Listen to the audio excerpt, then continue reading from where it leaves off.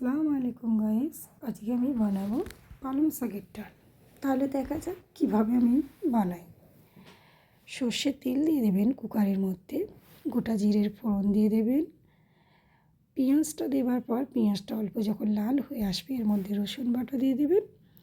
রসুনটা অল্প লাল লাল ভাজা হয়ে যাবে যখন, অল্প একটু জল দিয়ে দেবেন।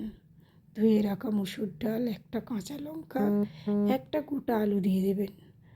পালং শাক, আন্দাজ মতো নুন, হলুদ, লঙ্কা গুঁড়ো, ধনিয়া গুঁড়ো, একটা টমেটো দেবার পর মশলাটা অল্প কষিয়ে নিয়ে জল দিয়ে দেবেন। জল দেবার পর ঢাকনা বন্ধ করে 3টে সিটি দেবেন।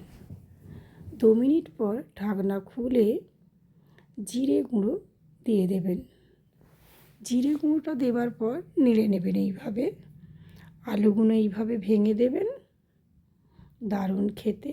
ওপর থেকে ধনে পাতা কুচি ছড়িয়ে দেবেন। ভিডিও কেমন লাগলো বন্ধুরা কমেন্টে জানাবেন। লাইক, সাবস্ক্রাইব, কমেন্ট, শেয়ার করবেন।